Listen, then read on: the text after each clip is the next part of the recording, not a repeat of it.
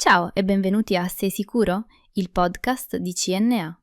Abbiamo realizzato 10 episodi dedicati ad approfondire i temi della sicurezza e della salute nei cantieri, in ambito artigianale, imprenditoriale e sociale. L'obiettivo è diffondere cultura, consapevolezza e strumenti pratici, posizionando CNA come punto di riferimento autorevole e innovativo nella comunicazione di queste tematiche. In questo episodio vogliamo portare la vostra attenzione nei confronti dei diisocianati e dei danni alla salute derivanti dall'impiego di prodotti contenenti questi agenti chimici pericolosi. Luca, per favore, passami la bomboletta di schiuma poliuretanica che devo sigillare questo giunto. E con questo abbiamo finito, i giunti e anche le bombolette. Ne ho usate 5 oggi prima che tu arrivassi. Paolo, ma le hai usate così? Così come? Così una stanza chiusa, senza ricambio d'aria, senza protezioni? Sì, ma ho sempre fatto così. Hai sempre fatto male. Ma perché mi dici questo? Caro Paolo, dentro ci sono i diisocianati, non è roba innocua. Diisocianati, cioè sostanze chimiche fondamentali per la produzione dei poliuretani, ma anche particolarmente pericolose per la salute. E non sono solo presenti nella schiuma che stai usando, ma anche in molti altri prodotti impiegati in edilizia a base di poliuretani, come vernici, adesivi, schiumati per isolamenti termici e acustici, e l'esposizione avviene sulla base del loro impiego. Luca, in effetti, avverto un certo fastidio alla gola. Paolo, questo è il loro effetto irritante, e guarda che è l'effetto meno grave per la salute, in quanto la loro inalazione nel tempo può portare all'asma bronchiale cronica, una malattia grave che viene contratta ogni anno da circa 5.000 lavoratori dei paesi dell'Unione Europea. Questo avviene in quanto tutti i diisocianati sono classificati come sensibilizzanti delle vie respiratorie della pelle. Quindi, oltre a causare l'asma bronchiale, possono provocare una reazione allergica cutanea, determinando a lungo andare dermatiti allergiche particolarmente insidiose per la salute. La sensibilizzazione si manifesta quando il sistema immunitario reagisce in modo eccessivo in presenza di una sostanza e questo può provocare reazioni allergiche.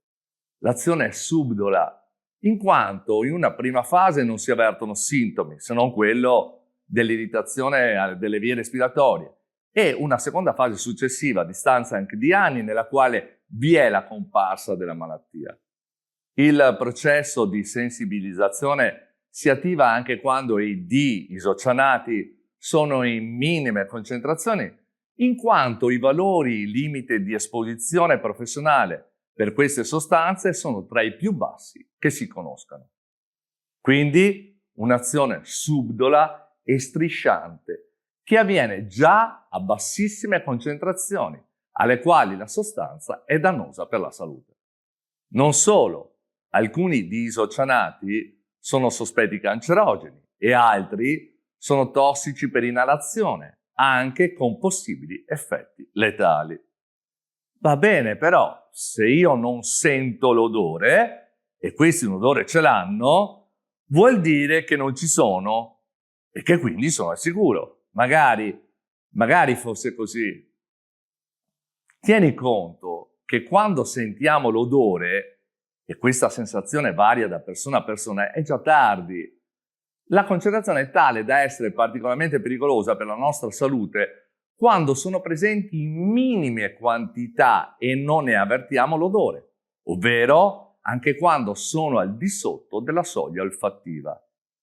Luca, guarda che mi hai messo paura. Paolo, non devi avere paura, ma devi essere consapevole che quando abbiamo a che fare con queste sostanze bisogna lavorare con le adeguate misure di protezione e poi non hai fatto il corso per usare queste sostanze. Guarda che è obbligatorio in tutti i paesi dell'Unione Europea. Ma va! Paolo, adesso prendi il barattolo di schiuma, guarda l'etichetta e leggi. Leggi! Cosa c'è scritto? In effetti c'è scritto tutto quello che mi hai detto. Continua a leggere. Cosa c'è scritto sotto? A partire dal 24 agosto 2023 l'uso industriale o professionale è consentito solo dopo aver ricevuto una formazione adeguata. Vedi? Il corso va fatto, è obbligatorio, è utile, va fatto da tutti, lavoratori, datori di lavoro, lavoratori autonomi e preposti, anche se questi ultimi non impiegano direttamente le sostanze. Tieni conto che la mancata formazione è pesantemente sanzionata nei confronti dei datori di lavoro e dei lavoratori autonomi. E poi va ricordato che questa formazione va rinnovata ogni 5 anni. Allora, domani mi formo subito per fare il corso, ma adesso dimmi quali precauzioni vanno adottate.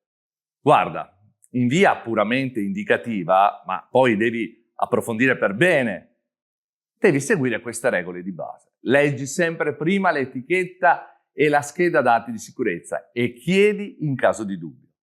Lavora in ambienti aerati e con buon ricambio d'aria, se possibile sotto aspirazione.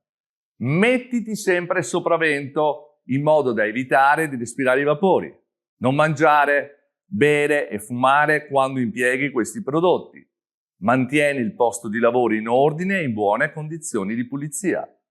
Provvedi a una corretta gestione dei rifiuti, degli scarti di lavorazione, del materiale non completamente reagito, dei residui di sostanze, degli imballaggi e delle confezioni contaminate e del materiale che deriva dalle operazioni di pulizia e di bonifica. Ricordati che queste sostanze chimiche si assorbono per via respiratoria e tramite la cute, quindi usa sempre i DPI adatti alla tipologia dei prodotti e all'esposizione che hai. Devi sempre avere guanti, occhiali e semimaschere con filtro A2P3 e anche le tute di protezione del corpo intero quando necessarie. I comportamenti sicuri devono essere adottati per proteggere se stessi e gli altri. Valuta la presenza di astanti, ovvero di persone che possono essere presenti ed esposte in modo inconsapevole ai disocianati, anche quando fai piccoli interventi nelle abitazioni, soprattutto in presenza di bambini, anziani, donne in stato di gravidanza e persone con fragilità. Grazie Luca, grazie davvero, sei stato veramente prezioso e ancor più preziosi sono i consigli che mi hai dato. Ne farò sicuramente tesoro.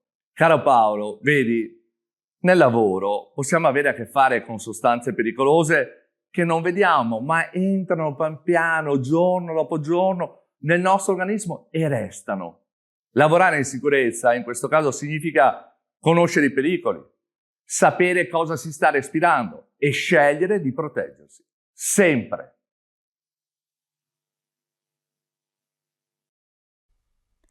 In conclusione, lavorare in sicurezza e proteggersi oggi garantisce la nostra salute e il nostro futuro. Chiedi al tuo datore di lavoro e al medico competente. Informati presso la tua associazione di categoria. Contatta l'azienda sanitaria territoriale al fine di conoscere al meglio come comportarti in tutte queste situazioni. Ci vediamo al prossimo episodio di Sei sicuro? Il podcast di CNA per approfondire i temi della sicurezza e della salute nei cantieri in ambito artigianale, sociale e imprenditoriale. Restate con noi.